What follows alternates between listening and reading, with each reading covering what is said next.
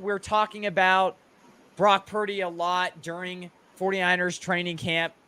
And obviously we've heard stuff out of training camp that he might, I mean, he's doing good, but the arm is not fully back. He's not fully back. The arm strength obviously might not be there as much as it was last year.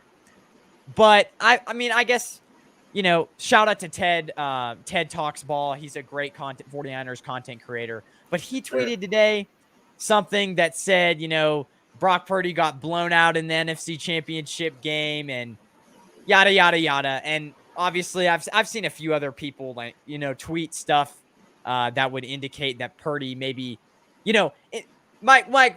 To get to the point, my question to you is: are Niners fans kind of forgetting and taking for granted what Brock Purdy did for us last year?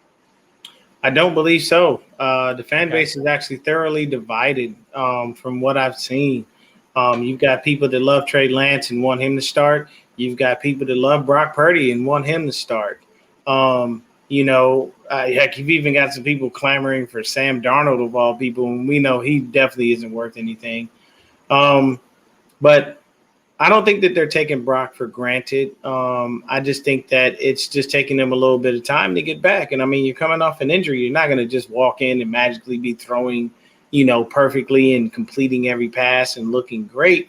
Honestly, I look at Purdy in a situation of hesitation only because, yes, it was nice what he did last season. And it was great that you won those 2 playoff games. But can you do that again? Mm-hmm. Now that teams have film on you, they know what you do, they see what you can do, they know some of your tendencies. Can you repeat that?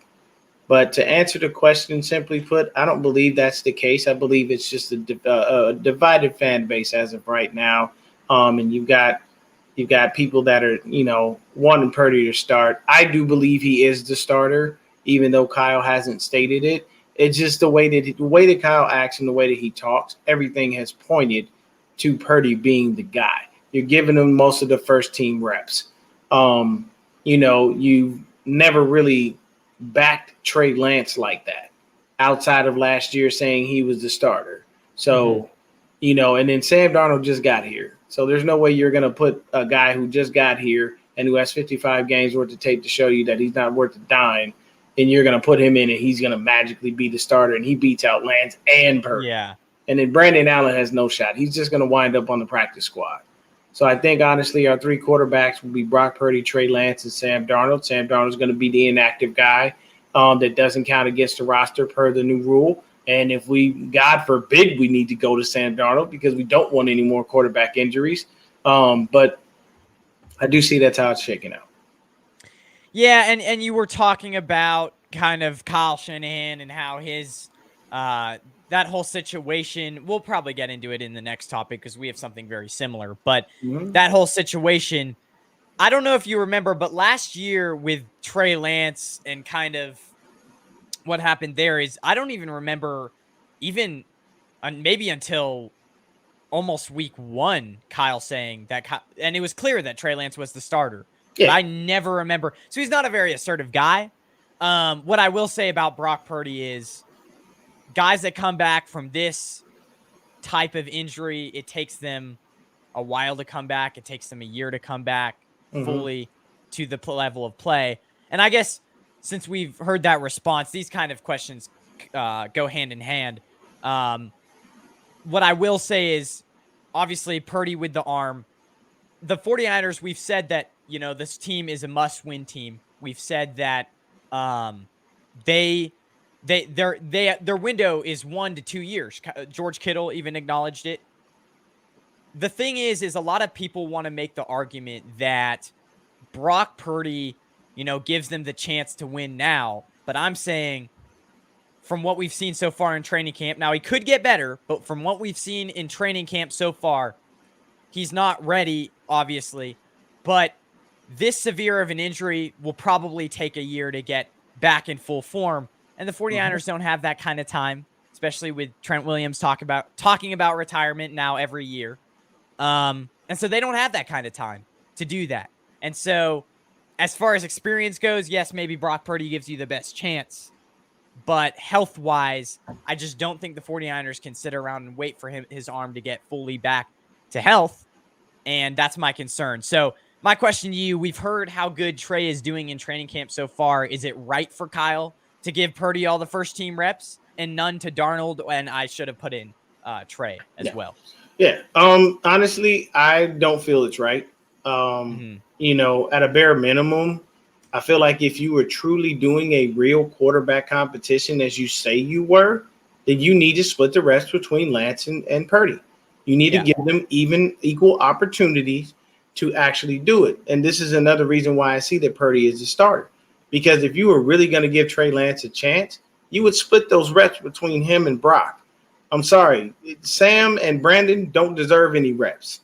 Y'all deserve to get the scraps that's left over, man. Yeah. The two Lions need to be the ones out there, going with the first team and whatnot. So I don't believe that that's fair. I feel like it's unfair, and you're not giving Trey Lance a shot at all by doing so. Like if I'm my thing is, if I'm Trey Lance, I'm wondering why I'm splitting reps with Sam Darnold and Brandon Allen in any way, shape, or form. I know this playbook. Out of all three of these quarterbacks, I'm the guy that's been here. I'm the guy you wouldn't spend all that capital on.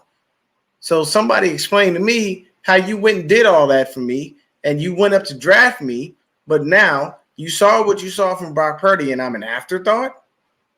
You preach literally. You can't lose your job to injury. Look what you did to Jimmy Ward.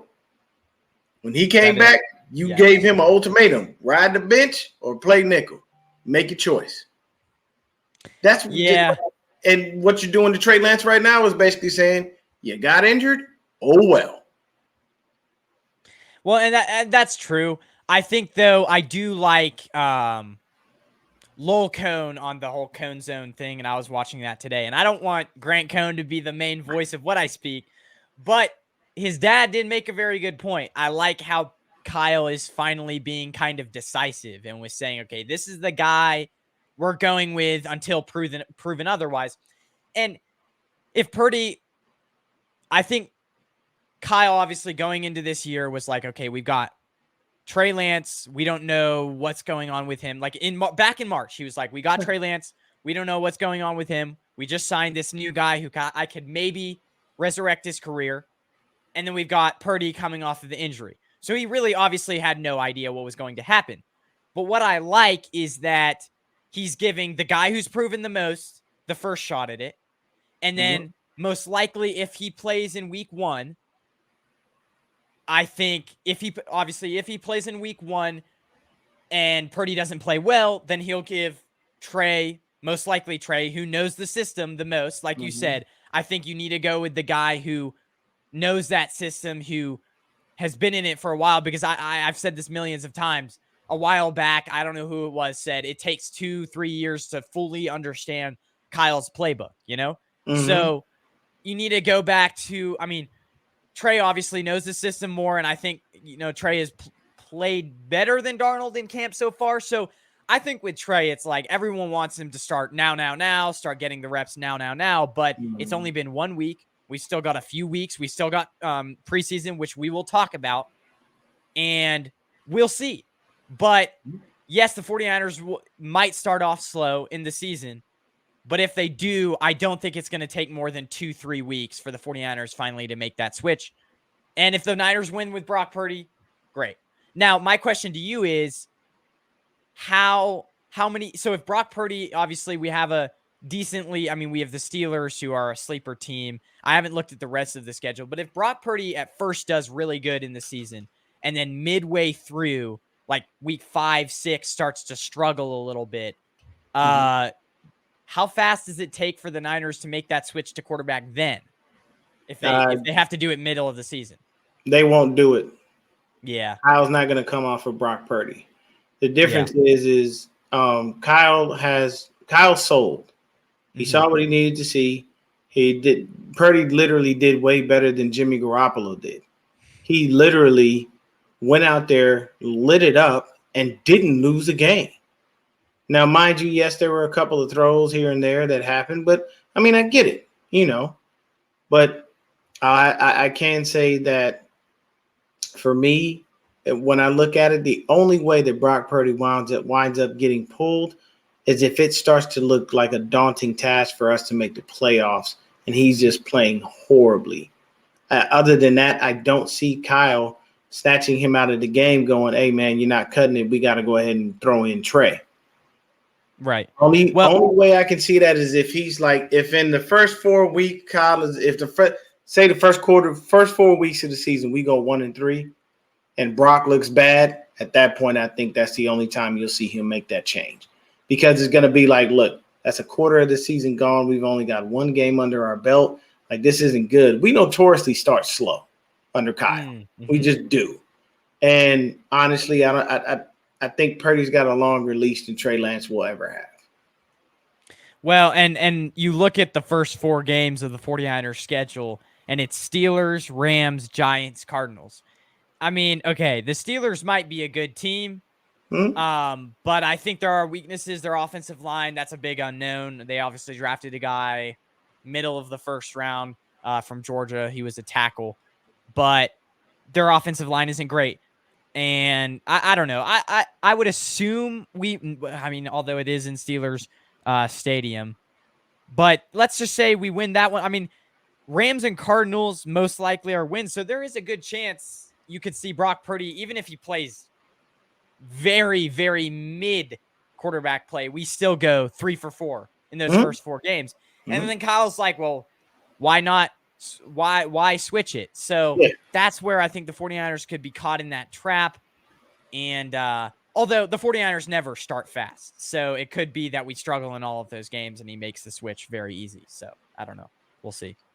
Yeah. I mean, I honestly feel like he's seen what he needed to see from Brock, and he has enough faith to leave him in there, even when he's struggling. It's basically like, sink or swim at this point. Though I love what Trey Lance brings. I love the upside that Trey Lance has. I just don't feel like Kyle actually cares. I think he's seen what he's seen from Brock, and that's all that matters to him. The scary part is, if this season were, God forbid this season go awry, Kirk Cousins is a free agent next year. And we all know that's Kyle's man crush. So I don't want to see Kirk Cousins in the 49er uniform ever, because I don't believe in him. And I believe when the lights are on, that's when he disappears. So a lot of people like him because, he's got great stats. But I don't care about stats. I care about wins, and playoff wins at that. And Kirk Cousins doesn't have many of those.